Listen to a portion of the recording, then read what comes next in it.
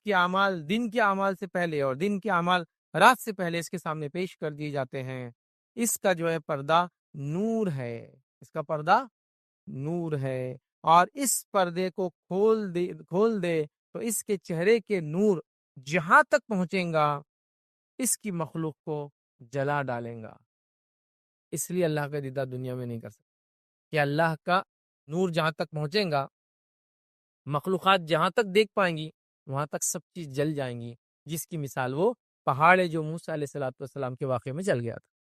اب اس پہاڑ کے تعلق سے تھوڑا سا ایک بات بتا دوں آپ کو کہ بہت سے لوگ یہ ان کا کہنا اور ماننا ہے کہ وہ جو پہاڑ جو جلا تھا اسی سے کیا بنا معلوم ہے آپ کو؟ سورما۔ یہ بہت کامن ہے کہ وہ پہاڑ جل گیا تھا تو اس سے کھول بنا، سورما بنا جو ہم آنکھوں میں لگاتے۔ تو اللہ تعالیٰ کو دنیا میں کیوں نہیں دیکھ سکتے ہم لوگ؟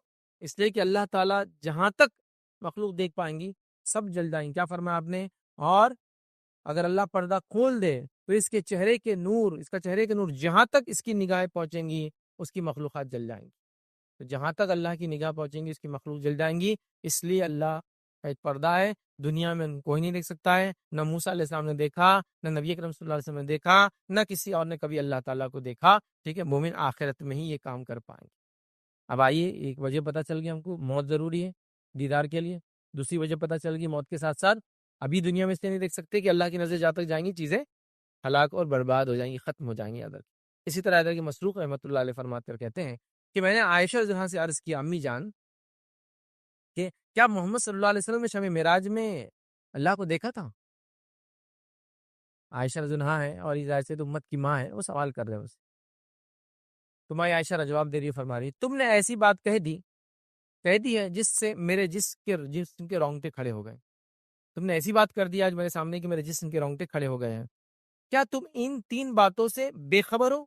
جو شخص بھی تم سے یہ 3 باتیں بیان کرے وہ جھوٹا ہے۔ خیر وہ 3 باتیں نہیں، ہم ایک بات ہمارا جو اصل وہ لیں گے، اور وہ یہ ہے کہ جو شخص یہ کہے کہ محمد صلی اللہ علیہ وسلم نے اپنے رب کو دیکھا معراج میں، وہ جھوٹا ہے۔ کون فرما رہا ہے؟ مائی عائشہ فرما رہی۔ کون ہے یہ؟ نبی اکرم صلی اللہ علیہ وسلم بیوی ہے، اور بیوی سے تو ہسبینڈ شوہر اپنا کوئی راز نہیں چھپاتا۔ مطلب اتنی بڑی چیز اگر دیکھی ہوں گی تو بیان کر دی جائیں گی، چھپانے والی تو چیز نہیں ہے نا، یہ تو بتانے والی چیز ہے کہ اپنے رب کو میں نے دیکھا، عائشہ میں گیا تھا سفر میں۔ اور ایسے بہت سارے واقعات میں جس میں بتایا گیا اللہ تعالیٰ نے فلاں کیا، تم سے فلاں کیا، اللہ تم سے محبت کرتا، اللہ تم کو فلاں کرتا ہے۔ جیسے کہ مائی خدیجہ کو نبی کرم صلی اللہ علیہ وسلم نے فرمایا، جب آپ کے گھر میں اللہ کے رسول تشریف فرما تھے اور جبرائیل علیہ السلام آپ کے پاس آئے اور آ کر وحی دی، اس کے بعد جبرائیل علیہ السلام نے اللہ کے رسول کو کچھ باتیں کہی، اللہ کے رسول نے خدیجہ سے کہا، خدیجہ جبرائیل آئے ہیں اور وہ تم کو سلام کرتے ہیں، ٹھیک، اور ساتھ میں انہوں نے تمہارے لیے اللہ رب العزت کا سلام لے کر آئے۔ تو ہماری خدیجہ جو ہے وہ ہوگی ایک دم، اور خوش بھی ہوگی، ظاہر سی بات ہے، مطلب خوشی اور غم جیسا ہوتا ہے نا، رونا جیسا آدمی کے، ویسی ہوگی کیفیت۔ اور جبرائیل علیہ السلام کو تو آپ نے جواب دے دیا اور کہا اللہ کے سلام کا میں کیا جواب دوں، اللہ خود سلام ہے۔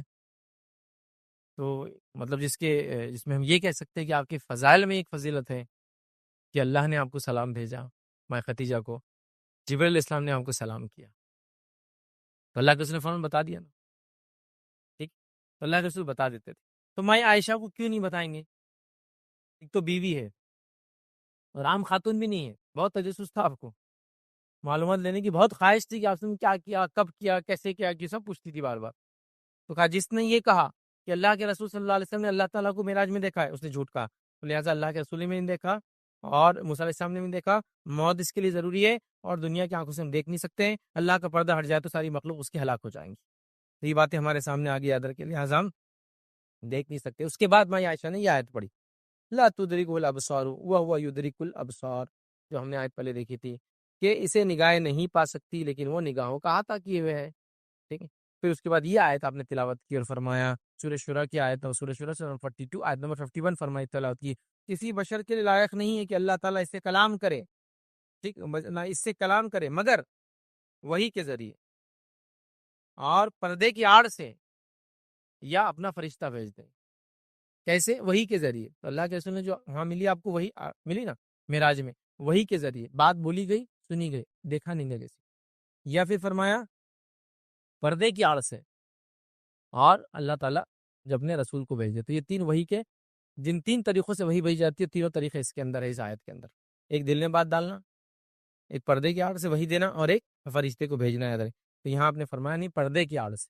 تو جو وحی ملی پردے کی آڑ سے ملی. اللہ رب العزت کو اللہ کے رسول صلی اللہ علیہ وسلم نہیں دیکھا, تو لہذا دیدار الہی دنیا میں ناممکن ہے. اس کے لیے موت ضروری ہے, ایمان کی حالت میں موت ضروری ہے, اس کے بعد ہی یہ ہو سکتا ہے, ورنہ دنیا میں یہ نہیں ہو سکتا ہے. اب دیدار الہی کی کیا وجوہات ہو سکتی ہے, یہ وجہ بن سکتی ہے, بہت مختصر رکھوں گا. کئی وجوہات ہے اس کی, یاد رکھیے. سب سے پہلی چیز تو یاد رکھیے دیدار الہی ان کو ہوگا جو ایمان کی حالت میں مریں گے. دوسرا, کافروں کو دیدار الہی نہیں ہوگا, جو ہم نے سورہ مطففین کی آیت دیکھ لی. ایمان پہ مرنے والوں کو دیدار الہی ہوگا, کافر دیدار الہی نہیں کریں گے. دیدار الہی کرنے کے لیے آپ کو گناہوں سے بچنا ہوگا, اور وہ کچھ مخصوص گناہوں سے تو خاص بچنا ہوگا. کون سے گناہ ہیں؟ کئی روایتیں ویسے تو, اور کئی گناہ ہیں, کچھ خالی ایک یاد دہانی کے لیے رکھ رہا ہوں. ان گناہوں سے بچنا پڑے گا جس میں اللہ کے رسول نے فرمایا کہ اللہ تعالیٰ ایسے لوگوں پر رحم نہیں کریں گا, رحم کی نگاہ نہیں ڈالیں گا. بہت سارے گناہ جیسے کہ احسان کر کے جتلانے والے پہ اللہ رحم نہیں کرے گا, رحم کی نگاہ نہیں ڈالیں گا. اسی طرح احسان جتلانے والے کے علاوہ متکبر فقیر, اسی طرح بوڑھا زانی, اسی طرح کپڑے کو ٹخنوں سے نیچے لٹکانے والا, اور بھی ایسے وہ حدیث میں تین کے الفاظ یاد ہے. 3 لوگ ہیں جو جنت میں نہیں جائیں گے, جہنم میں 3 لوگ فلاں, تو ان کے اندر یہ الفاظ ہے. نظر کرم نہیں ڈالیں گا, مطلب دیکھیں گا نہیں, جو اللہ نہیں دیکھیں گے مطلب ہم بھی نہیں دیکھیں گے اللہ کو, ایسا ہو جائے. تو گناہوں سے بچنا پڑے گا, یاد رکھیے, اللہ کا اگر دیدار ہم کو کرنا ہے. اس طرح نیکی کو ہم کو کرنا پڑے گا, یاد رکھیے. اسی طرح اللہ کے دیدار کی خواہش رکھنا پڑیں گی, یاد رکھیے, تب اللہ کا دیدار ہوگا. کیونکہ حدیث میں الفاظ ہے جو اللہ کے دیدار کی خواہش رکھتا ہے تو اللہ بھی اس کے دیدار کی اس سے, جو اللہ کو ملنا پسند کرتا ہے تو اللہ بھی اس سے ملنا پسند کرتا ہے نا. تو یہاں ملنا پسند سے مراد کیا ہے؟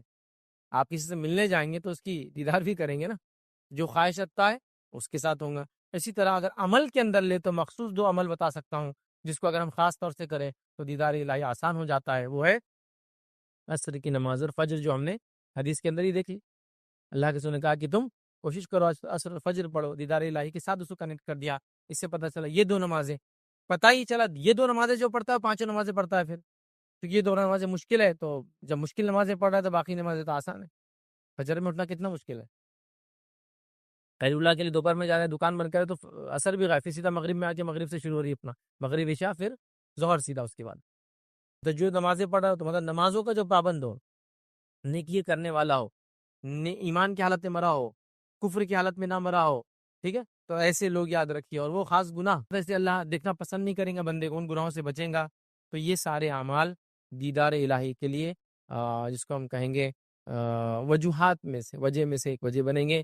تو کچھ باتیں ہیں کہ گناہوں سے ہم بچیں, نیکی کو ہم کریں, اور نیک لوگوں میں ہم شامل رہیں, تو دیدار الہی ہوں گا. تو دیدار الہی حق ہے, اللہ کا دیدار یاد رکھیے یہ حق ہے, اور یہ جنتیوں کے لیے سب سے بڑی نعمت ہے, اور جہنمیوں کے لیے سب سے بڑا عذاب ہے کہ اپنے کریٹر کو کبھی دیکھ نہیں پائیں گے, اور یہ اپنے رب کو دیکھ پائیں گے. اور جنتیوں کو جنت میں دیدار الہی سے محبوب کوئی چیز نہیں ہوگی, مطلب ساری نعمتیں پھیکی پڑ جائیں گی اللہ کے دیدار کے سامنے.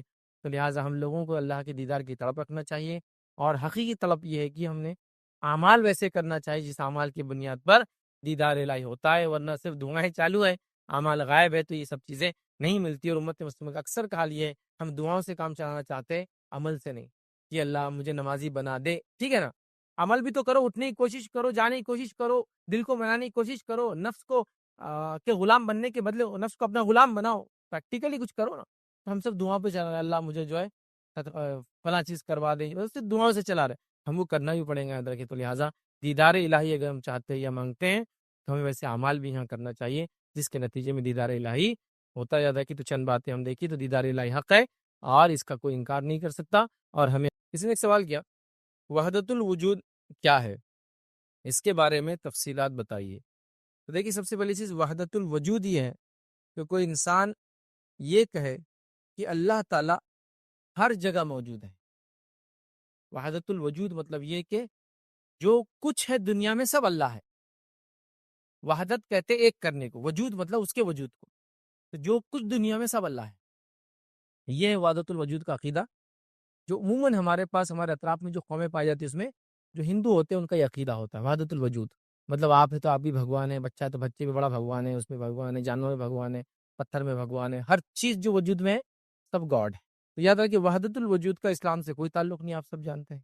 اللہ تعالیٰ کے تعلق سے ہم جانتے ہیں اللہ کی ذات ایک ہے، وہ کہاں ہے وہ بھی ہم کو معلوم ہے۔ الرحمن علی العرش استوى، رحمان عرش پر استوا کیے ہوئے، تو ظاہر سی بات ہے ہر جگہ موجود بھی نہیں ہے، ہاں اس کا علم ہر جگہ ہے۔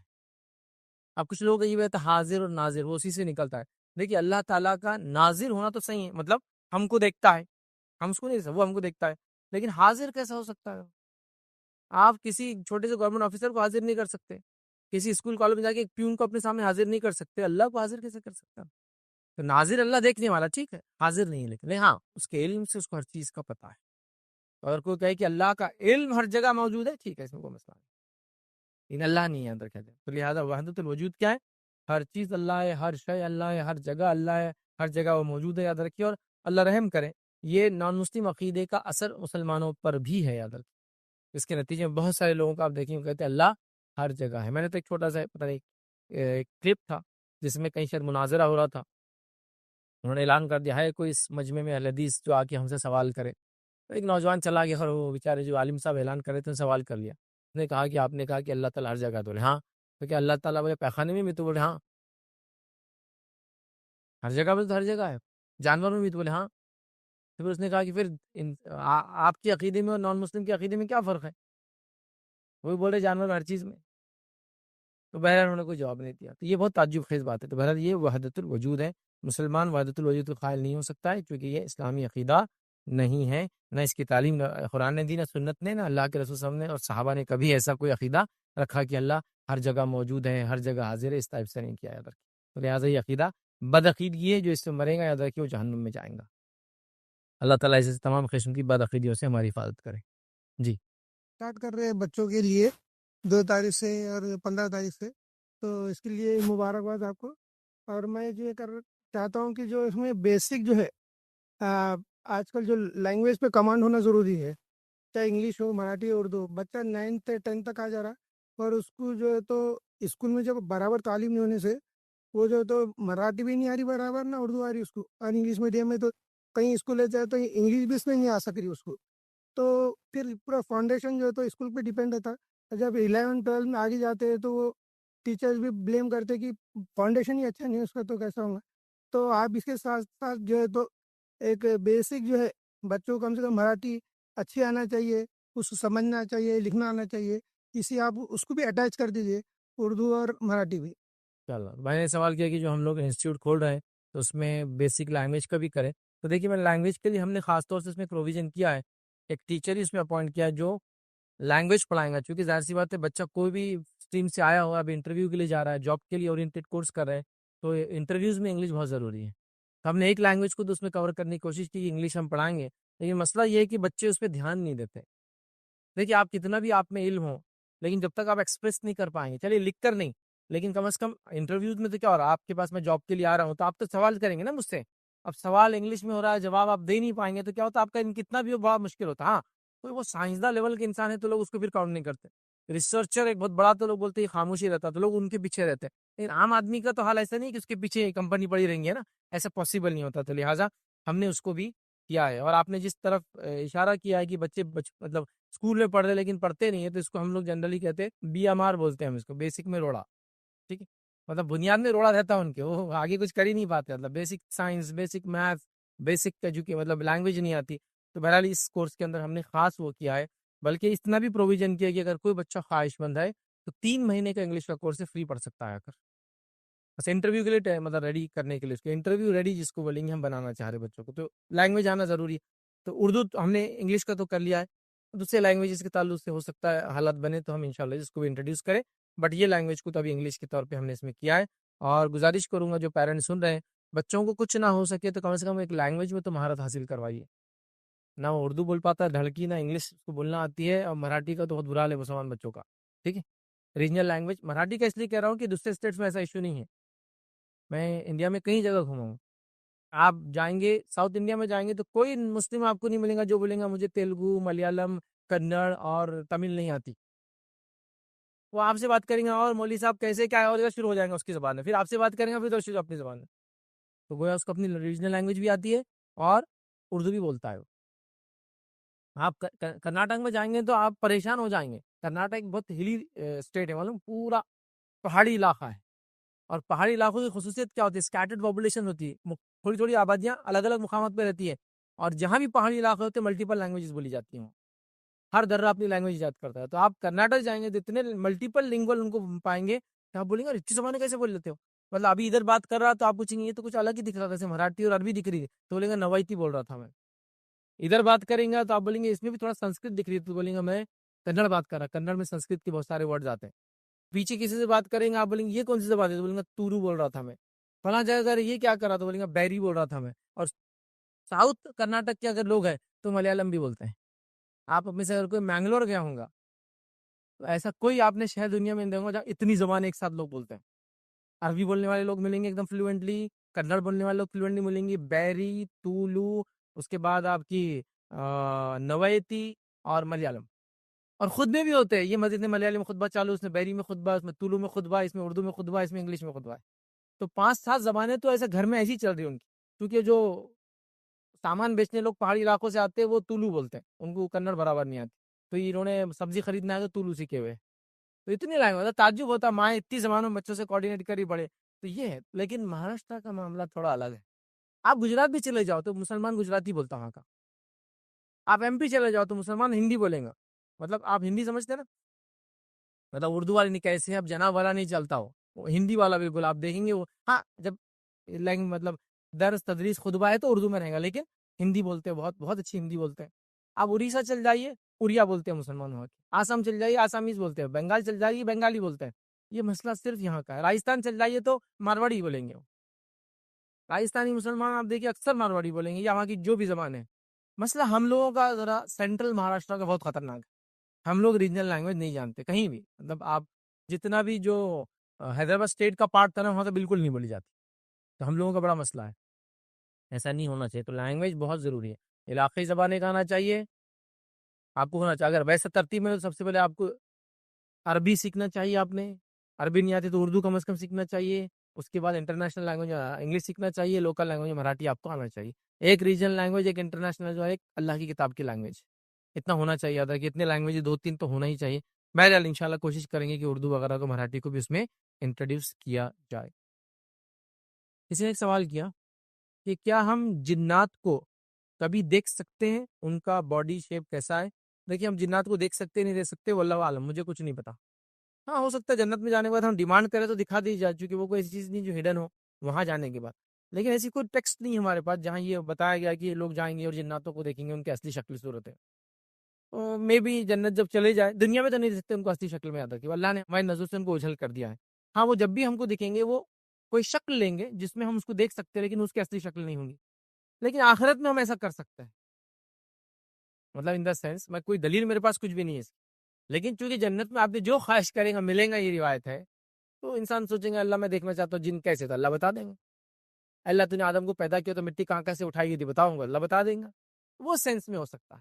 جیسے جنت میں انسان کو اولاد نہیں ہوں گی، نکاح ہوں گے لیکن اولاد نہیں ہوں گی. لیکن اگر کوئی سوال کرے، کوئی آدمی چاہے مجھے اولاد ہو تو ہو سکتی ہے بس. تو جنت میں جو خواہش کریں گے وہ ہو جائیں گا. آپ سمجھ رہے نا؟ جنت میں نکاح ہوں گے لیکن بچے نہیں ہوں گے. لیکن انسان خواہش کروں گا تو ہو سکتا ہے کہ اللہ مجھے اولاد چاہیے، اللہ دے دیں گا اس کو. وہ ایک الگ بات ہے. تو جنوں کو ہو سکتا دیکھیں تو ان سے کوئی دلیل میرے پاس نہیں ہے کہ کوئی حدیث میں آتا ہے کہ جن انسان جائیں گے پھر وہ کریں گے. بلکہ جنت میں جنوں کے علاوہ اور بھی مخلوقات ہونے والی ہیں جس کے تعلق سے حدیث میں الفاظ آتے ہیں. صحیح مسلم کی روایت ہے کہ جب جنتی جنت میں چلے جائیں گے جنت کا ایک بڑا حصہ خالی رہیں گا. تو اللہ تعالیٰ اس کو آکیپائی کرنے کے لیے، اس کے آکیپینٹس کے لیے ایک نئی مخلوق پیدا کریں گا، وہ اس کو آکیپائی کر لیں گے. تو جنت میں آپ جانے کے بعد خواہش کر سکتے ہیں اگر یاد ہو تو سب چیزیں، کیونکہ ہم کو پتہ نہیں ہوا کیا یاد ہوں گا اور کیا نہیں ہوں گا. تو آپ جنوں کو تب دیکھ سکتے ہیں، دنیا میں اس کی اصلی حالت میں ان کو نہیں دیکھ سکتے ہیں. ادھر کسی نے سوال کیا محشر میں جب حساب و کتاب ہوگا کیا تب بھی اللہ کا دیدار ہوگا؟ نہیں، محشر میں اللہ کا دیدار نہیں ہوگا. ادھر ریزن مین کہ محشر میں سب ہے، مومن ہے، کافر ہے، منافق ہے، سب ہے. نہیں ہوگا. محشر میں بھی جب اللہ کے بارے میں حاضر ہونے کے بارے میں کچھ باتیں آتی اس کا جھکنے کی دیکھنے کے بارے میں نہیں آتی، جھکنے کے بارے میں بات آتی ہے. اس کے بارے میں یہ ہے کہ جب اللہ حکم دے گا جھکنے کا تو لوگ جھک پڑیں گے، مومن جھک پڑیں گے. لیکن منافق جھکنا چاہیں گے لیکن پیٹ ان کی تخت ہو جائیں گے اور کافروں کو ہٹا دیا جائے گا، کیونکہ وہ تو آلریڈی جہنم کے لسٹ میں جا چکے ہیں.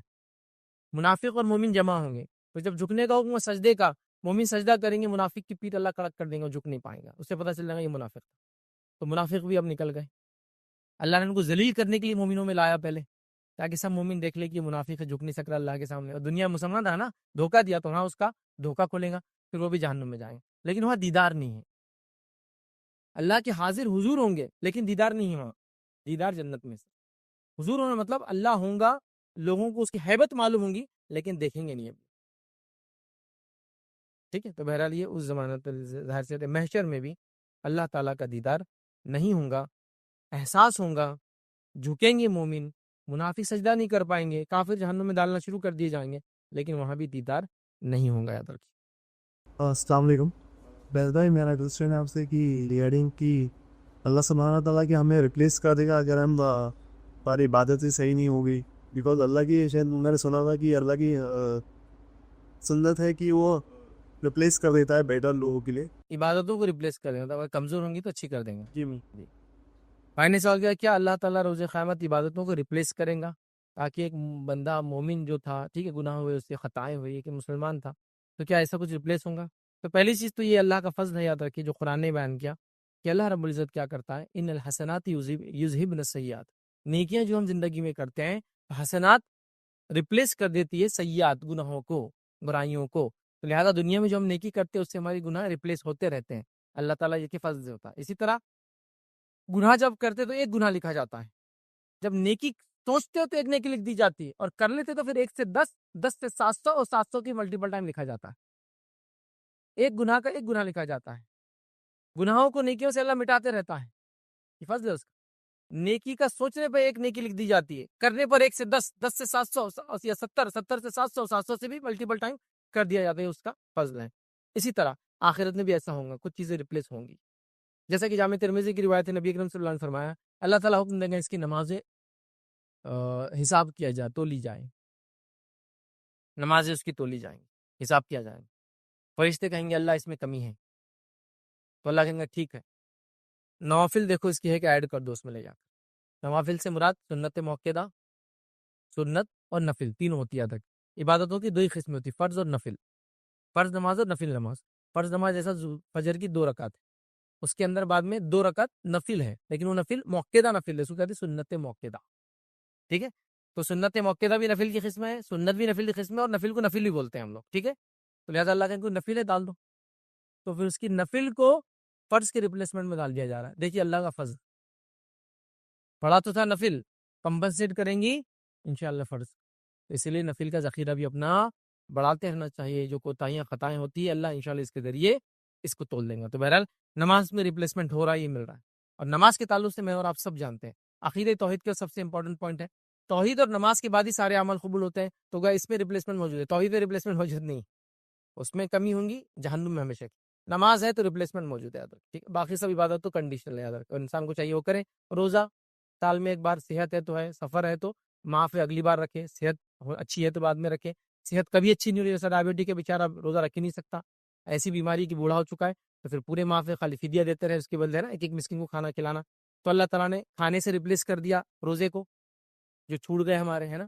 اسی طرح بہت ساری بات ایسے، تو کچھ چیزوں کا ریپلیسمنٹ ہے، کچھ کا نہیں ہے۔ تو نماز اور روزے کے تعلق سے کچھ باتیں بتا دی، حتیٰ کہ ہمارے وارثین بھی ہمارے روزے رکھ سکتے ہیں، جیسا کہ میرا کوئی وارث تھا، اس کے فرض روزے اور کچھ منت کے روزے باقی تھے، مجھے پتا تھا انتقال ہو گیا، میں رکھ سکتا ہوں، پورے لوگ مل کے بھی رکھ سکتے کر کے، کہ بھائی چلو ان کے 30 روزے باقی تھے، تم 4 رکھ لو، تم 4 رکھ لو، تم 4 رکھ لو، میں 6 رکھ لیتا ہوں، ایسا بھی کر سکتے ہیں آپ، نظر کے روزے اور فرض دونوں ہو سکتے ہیں۔ تو یہ ریپلیسمنٹ ہو گیا، دوسروں کے روزے سے میرا ریپلیس ہو رہا، دوسروں کی نظر پوری کرنے سے میری نظر پوری ہو رہی، اور نمازوں کے بارے میں آتا آخرت میں ہوگا یہ کہ وہ ریپلیسمنٹ بنیں گی۔ تو کچھ عبادتیں، لیکن ہر جگہ ایسا نہیں ہوں گا، اس بات کو سوچ کے چلے، جہاں تھا کچھ انسٹنسز میں نے آپ کے سامنے رکھنے کی بہرحال وہ کوشش کی۔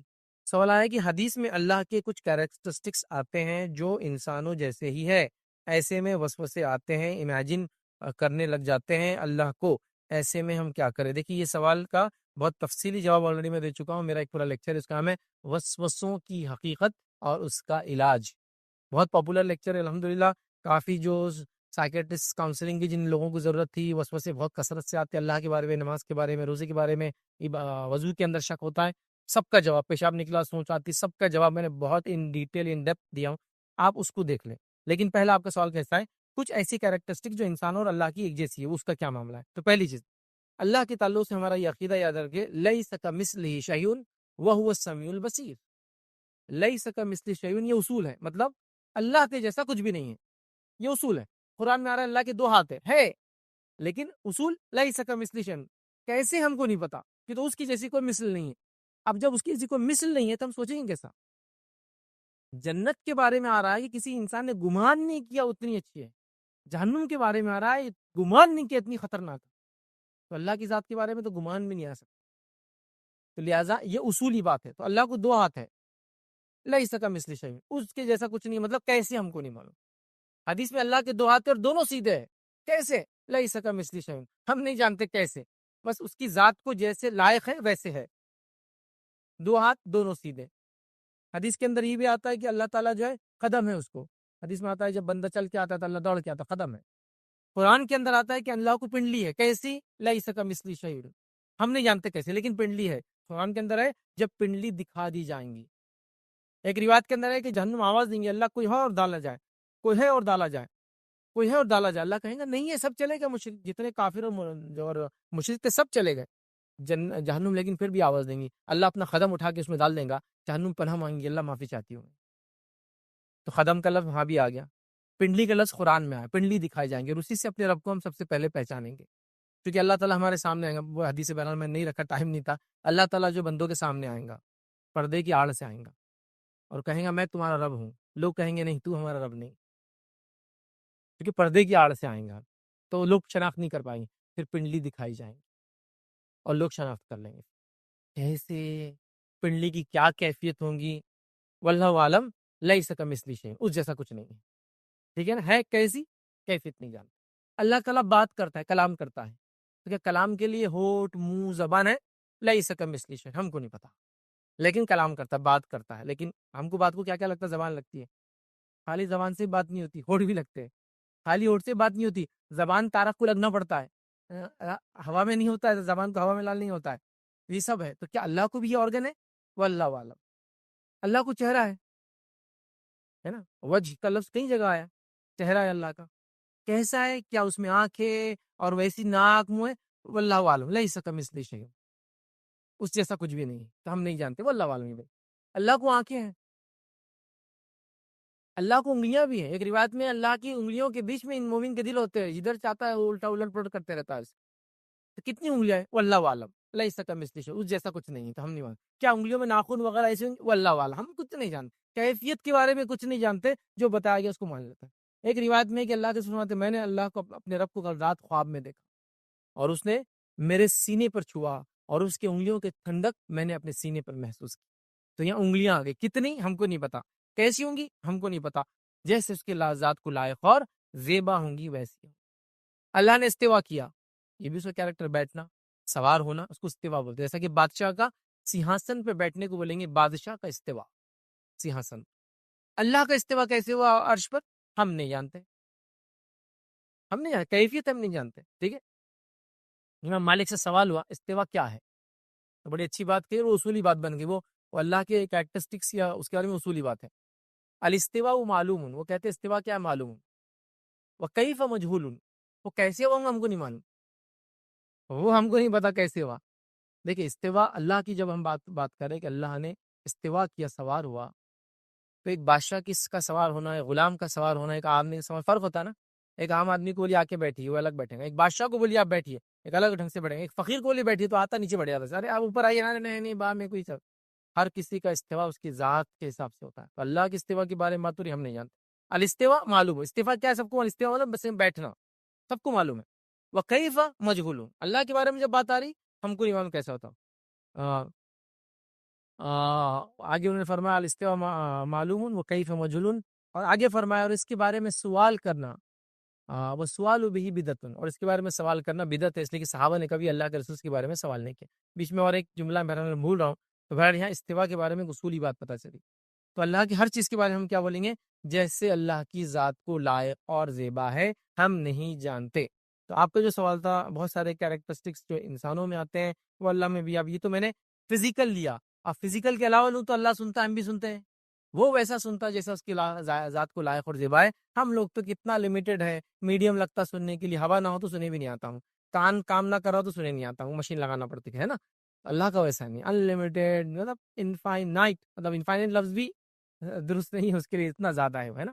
بہرحال ٹھیک ہے, تو لہٰذا سننا, دیکھنا, باخبر ہونا, علم ہونا, یہ تو پھر جو جس کو بولیں گے انسان بھی علم حاصل کرتا ہے, اللہ کو علم ہے, انسان بھی دیکھتا ہے, اللہ بھی دیکھتا ہے, لیکن اللہ کا دیکھنا کیسا ہے, اس جیسا کچھ نہیں ہے بھائی.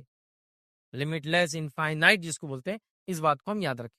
اب وہ آگے کا, اب جیسا ہوتا ہے تو وسوسے آتے ہیں. پھر اب یہ بیسس پہ وسوسے آتے ہیں. دیکھیے ایسے وسوسے ہر مومن کو اس کی عمر میں جب بھی وہ نماز روزے کا پابند ہوتا ہے جب سے آنا چالو ہو جاتا ہے. اللہ کو یاد کرا تو ایک تصویر نظر آتی ہے, اللہ کو یاد کرا تو شیطان نظر آ, اللہ کو یاد کرا تو بت نظر آ رہا, اللہ کو یاد کرا تو انسان نظر آ, اللہ کو یاد کرا تو کوئی بھی کیریکٹر, عالم صاحب, حافظ صاحب, یہ پڑوسی, فقیر, کچھ بھی دکھ رہا ہے. یہ کہاں سے ہو رہا ہے؟ یہ شیطان کر رہا ہے. اب یہ وسوسے آنا کیا آپ کی ایمان کی کمزوری کی علامت ہے, آپ کے برباد ہونے کی علامت ہے, آپ کے جہنمی ہونے کی علامت ہے, آپ کے ڈپریس ہونے کی علامت ہونا چاہیے؟ نہیں. آئیے اس کے بارے میں واقعہ سنتے ہیں. نبی اکرم صلی اللہ علیہ وسلم کے زمانے میں ایک شخص, ایک صحابی ہے کہ اللہ کے رسول, مجھے اللہ کے بارے میں وسوسے آتے ہیں. ایگزیکٹ وہی سوال جو آپ نے کیا, اللہ کے بارے میں وسوسے آتے ہیں, اور اتنے ڈینجر آتے ہیں, حدیث میں ڈینجر لفظ نہیں لیکن ان میں بہت خطرناک, اتنے ڈینجر آتے ہیں کہ بولنے سے اچھا میں چاہتا ہوں کہ میں جل کے کوئلہ بن جاؤں, میں جلا دیجیے کو مجھے اور کوئلہ بنا دے. انسان جل کے کوئلہ بنا دے گا نا, آگ میں جل جاتا تو کیسے کوئلہ بن کے, جھاڑ کوئلہ بنتا زمین میں دب کے کئی صدیوں بعد, تو انسان جل گیا تو کوئلہ بن جا, جل کے کوئلہ. بولنا میرا دل نہیں چاہتا. کتنے گندے وسوسے آ رہے اس کا مطلب. نبی اکرم صلی اللہ علیہ وسلم کیا فرما رہے معلوم آپ کو؟ شکر ہے اس اللہ کا جس نے شیطان کے فریب کو وسوسہ بنا دیا. وسوسے کا آنا ایمان کی علامت نہیں ہے, یا وسوسہ آنا خود ایمان نہیں ہے, یاد رکھیے. وسوسہ آنا ایمان نہیں ہے, وسوسے کا آنا آپ کے ایمان ہے اس کی علامت ہے. لیکن وسوسہ خود سے ایمان نہیں ہے. میں نہیں بولوں گا کہ وسوسہ ہے تو ایمان ہے آپ کا, لیکن ایمان کی علامت ہے. کیونکہ چوری کرنے چور کہاں آتا ہے؟ جہاں مال ہوتا ہے. تو شیطان کس کے پاس آئے گا وسوسے ڈالنے؟ کافروں کے پاس, منافقوں کے پاس. ان کو تو برباد کر چکا ہے, جہنم کا ایندھن بنا چکا ہے. آپ کے اور میرے پاس, مومنوں کے پاس آئیں گے. تو وہ صحابی کے پاس آ رہا تھا, بہت ڈینجر وسوسے. اتنے کیوں کہہ رہے؟ راکھ ہو جانا پسند کر رہا ہوں. تو آپ کو بھی اگر وسوسے آتے ہیں تو بالکل مت ڈریے. امیجنیشن آتا بالکل مت ڈریے, نکال کے پھینک دیجیے اس کو. اب بولے وہی تو پرابلم ہے, نکل رہا نہیں, وہ آنے دیجیے جتنے آتے ہیں. ٹھیک ہے, کوشش کیجیے وہ چلے جائیں. دیکھیے وسوسوں کا علاج کیا ہوتا ہے معلوم آپ کو؟ وسوسوں کا علاج ذکر و اذکار اور پڑھنے سے زیادہ خیال کا جواب خیال سے دینا پڑتا ہے آپ کو. جیسا میں بتاتا ہوں, میں اچھا خاصا ہوں, کبھی کوئی پیٹ کا پرابلم نہیں مجھے, کبھی نہیں. وضو کو بیٹھا کی, ہاں گیس آ رہی ہے ایسا لگ رہا ہے, کبھی پرابلم نہیں ہے میرے کو. وضو کو بیٹھا کی دیکھیے, اب یہ شیطان آ جاتا آپ کے پاس. وضو کر کے اٹھے, ارے یار گڑبڑ ہوگی لگ رہا, چلو پھر سے جاتا. ہوا کچھ نہیں ابھی, لیکن یہ آپ کو کیا بولتا ہے؟ ہاں تیرا وضو ٹوٹ گیا. یہ آپ کی عبادتوں کو خراب کرنے یہاں سے حرکتیں شروع کرتا ہے. چلو اب یہ وضو میں آپ نے کچھ تو بھی رٹ کر لیا, اب جا کے کھڑے ہو نماز کے لیے. اللہ اکبر, ہاتھ باندھے, ارے کارپوریشن کا ایک کام باقی ہے, ارے لائسنس کا رینیول باقی ہے. ہاں آیا, اللہ کے رسول نے بیان کیا, جو چیز تم بھول چکے وہ یاد دلاتا نماز میں آ کے, ایک دم امپورٹنٹ چیز. ارے دواخانے میں ایک کو چھوڑ کے آیا ہوا, بھول گیا تو نماز کو کھڑے ہو گئے, تب یاد دلائیں گا آپ. جب تک یاد نہیں دلائیں کچھ بھی. یہ اس کی حرکت ہے, یہ کرنا ہی ہے اس نے. اب یہ کر کے کیا کرتا ہے تو نماز خراب کرتا. دوسرا 3 رکعت ہوگی, 4 رکعت ہوگی, 2 رکعت ہوگی, 1 رکعت ہوگی, نہیں 5 رکعت ہوگی, نہیں 7 رکعتوں میں ڈالیں گے گڑبڑ. اب اس کا کیا کریں گے آپ, کیسے جواب دیں گے؟ تو اس کا جواب آپ کو یہیں سے دینا جہاں وسوسے آ رہے ہیں.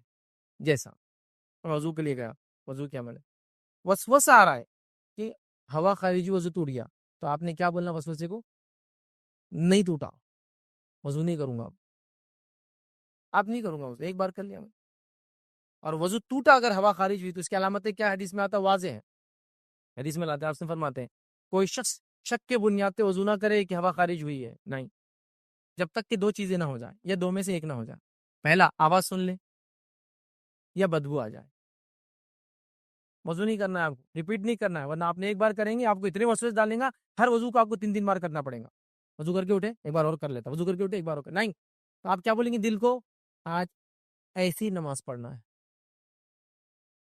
پھر وہ آتا شیطان آپ کے پاس, بغیر وضو کی نماز ہوتی کیا؟ جواب کیا دینے والا اس کو؟ بیٹا تم اتنے خیر خواہ نہیں, تم نکلو بولنا. تم نکلو. یہ خیر خواہ نہیں ہے آپ کا, یہ آپ کو وسوسہ ڈال رہا ہے وضو ٹوٹا بول کے. صرف سمجھیے اس بات کو آپ, تو اس کو آپ کو مائنڈ سے کھیلنا پڑتا ہے.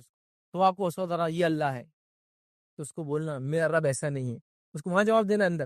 جیسا اس نے بول رہا یہ اللہ ہے, آپ بولو اعوذ باللہ اعوذ باللہ اعوذ باللہ, اتنا خطرناک وسوسہ آ گیا میرے کو اللہ کے بارے میں. نہیں, ویسا نہیں, یہ اللہ نہیں ہے. آپ اس کو ریٹیلیٹ کرو ذہن کے اندر, وہ جیسا وسوسہ لا رہا ویسا اس کو رسپانس دو. وہ نہیں کریں گے, آپ کو تو پوری زندگی خراب کر دیتا ہے لوگوں کی. اور کئی لوگوں کو ایسے وساوس بہت آتے ہیں. تو آپ کیا کریں, وسوسوں کی حقیقت اور اس کا علاج, میرا کمپلیٹ لیکچر ہے, 2 گھنٹے 12 منٹ کے قریب پورا لیکچر ہے. اسے کلپ مت دیکھیے, پورا لیکچر وہ کیجیے. انشاءاللہ عزیز بہت اچھے انداز سے یہ چیز کو آپ اس میں سمجھ پائیں گے کہ کیسا اس کا علاج کیا جائیں گے. انشاءاللہ اسی پہ اپنی بات کو ہم ختم کریں گے. وآخر دعوانا الحمدللہ رب العالمین. سبحان ربک رب العزت عما یصفون وسلام علی المرسلین والحمد للہ رب العالمین.